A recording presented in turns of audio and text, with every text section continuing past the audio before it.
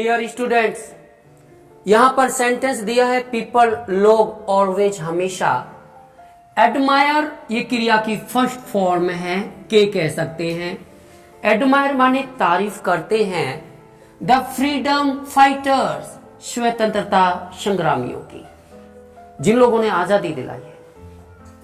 इसको passive voice में बनाना चाहते हैं तो आप देखते हैं तारीफ कौन करते हैं? पीपल, यही आधार होगा क्रिया करने वाला।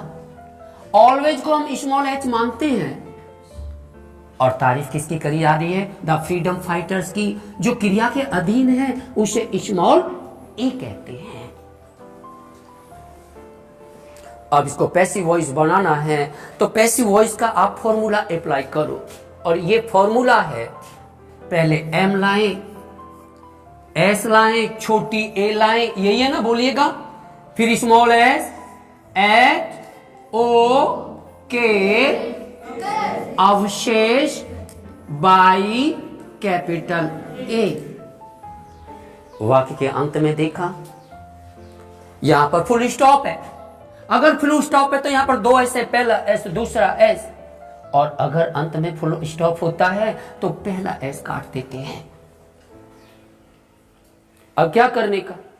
मैंने आपको बोला था ना, आप सब चीजों को रखते चली जाइएगा। एम का मतलब मध्य प्रश्नवाचक शब्द नहीं है, स्मॉल ए यहां पर द फ्रीडम फाइटर्स है, तो आप लिख दीजिए स्मॉल ए की जगह the freedom fighters. Freedom fighters यहीं पे लिख दिया मैंने। स्मॉल एस क्या लाऊं? स्मॉल एस क्या लाऊं? यहां पर तो स्मॉल एस एक्टिव वॉइस में है ही नहीं, लेकिन के क्रिया की फर्स्ट फॉर्म है।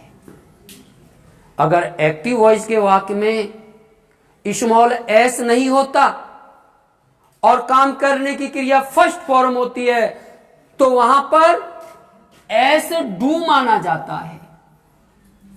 और अब आप जैसे एस की जगह यहां डू लाएंगे तो आपको एक फंडा बताया था कि अगर डू आता है तो आप एक्टिव वॉइस में तो फर्स्ट फॉर्म लाए हैं डू समाने पर, लेकिन पैसिव वॉइस में डू का प्रयोग नहीं होगा। डू की जगह इज या एम या आर प्रयोग कर दो और के की जगह थर्ड फॉर्म। तो इस चीज को लगाइएगा।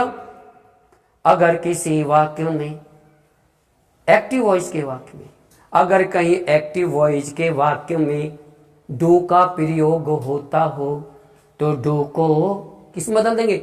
इज या एम या आर में बदल दीजिए और के थर्ड फॉर्म कर दीजिए। आप क्या समझे? यहां पर डू की जगह क्या लिख देंगे आप? इज या एम या आर, लेकिन द फ्रीडम फाइटर्स बहुवचन है, इसलिए इज एम आर में से आर लीजिए। एच का मतलब ऑलवेज हो गया, ओ यहां पर कहीं दिखाई नहीं दे रहा, काट दो। और के क्या लाएंगे? अभी तो बोला कि अगर डू होता है एक्टिव वॉइस के वाक्य में तो डू को इज या एम या आर में बदल दो और के थर्ड फॉर्म कर दीजिए। यहां के एडमायर है और इसकी थर्ड फॉर्म आप जानते हैं क्या हो जाएगा? एडमायर्ड। बाई लगाकर कैपिटल ए क्या हो गया? People, PEOPLE, people. अवशेष ये भी आ गया, ये भी आ गया, ये भी आ गया, अवशेष कुछ नहीं बचा, अवशेष नहीं बचा।